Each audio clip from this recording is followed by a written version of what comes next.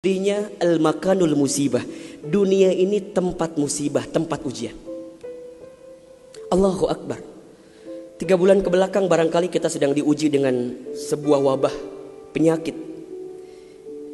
yang bahkan di beberapa negara sudah menjadi musuh yang sangat nyata. Di Indonesia di waktu yang dekat ini sudah menjadi peringatan dari pemerintah terkait dengan penyakit ini. Ini musibah. Dan memang dunia tempatnya. Terus Ustadz, haruskah kita takut? Enggak. Haruskah kita gelisah? Enggak. Haruskah kita panik? Biasa saja. Apa yang kita panikkan? Kematiankah? Bukankah setiap orang pasti akan mati? Bukankah setiap kita pasti akan menjemput yang namanya kematian? Orang beriman itu tidak takut mati. Orang beriman tidak cari mati.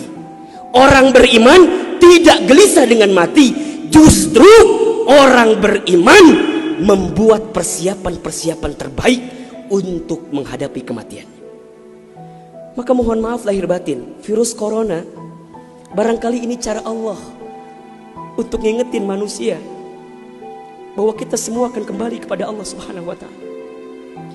Wala nabluwannakum bisyai'in minal khaufi wal ju'i wa naqsi minal amwal wal anfusi was samarati wa basyyiris sabirin. Tugas kita hanya sabar menghadapinya. Bagaimana cara sabarnya? Tentu ikhtiar.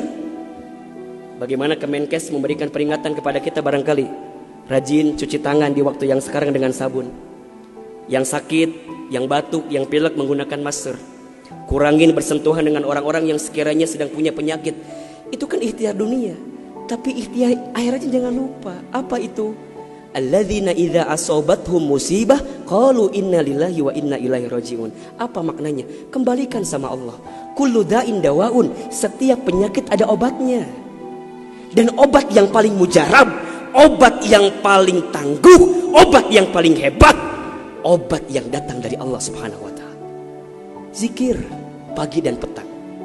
Bahkan barangkali mungkin hadirin sudah tahu doa khusus yang Nabi ajarkan berangkat dari hadis Abu Daud ketika kita mendapatkan virus penyakit yang berbahaya.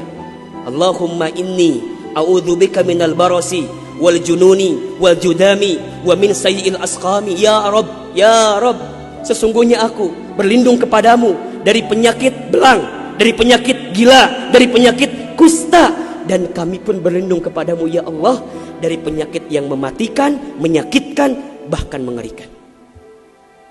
Serahkan semuanya sama Allah. Dunia ini memang tempat musibah. Dan jangan kaget, setelah virus ini pasti akan datang musibah yang selanjutnya. Kemarin di Sukabumi baru gempa. Sebelumnya ada lagi longsor. Sebelumnya banjir. Memang tempatnya ujian, tempatnya musibah. Mohon maaf kalau kita hidup di dunia gak mau dikasih musibah, yang hidup di dunia. Memang itu cirinya. Maka lihat ciri yang keempat. Apa itu Ustaz?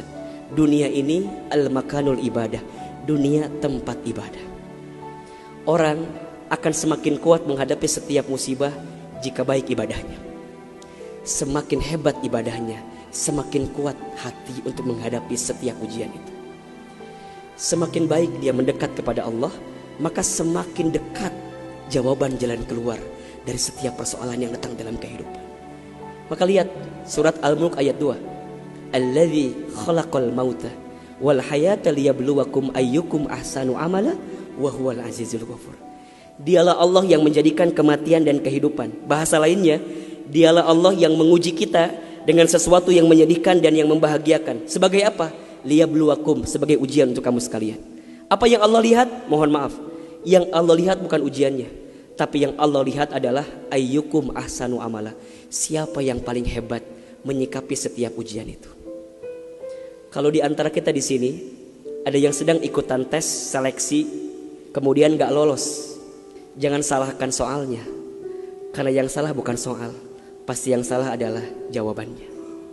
Kalau sekarang ada di antara kita yang sedang dilanda musibah, ujian, mungkin di rumah tangganya, mungkin di keluarganya, mungkin di usahanya, mungkin di kerjaannya, mungkin di bisnisnya, jangan mengeluh.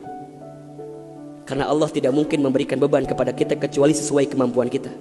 Corona didatangkan ke kita bukan tanpa sebab, karena Allah paham kita bisa mengantisipasinya. kita paham bisa menghadapinya. Cuman ayyukum ahsanu amala. Siapa yang mampu menjadi pribadi yang lebih baik di hadapan Allah dengan ujian yang datang ini? Mohon maaf kalau dengan virus corona ini tidak membuat kita semakin dekat dengan Allah, butuh virus macam apa lagi yang akan membuat kita termotivasi untuk semakin mendekat kepada Allah?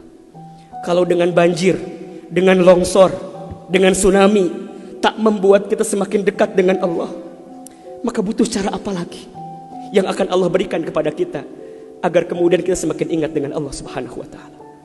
Mudah-mudahan ini bisa menjadi pelajaran yang membuat kita semakin tenang, semakin yakin menjalani kehidupan dunia.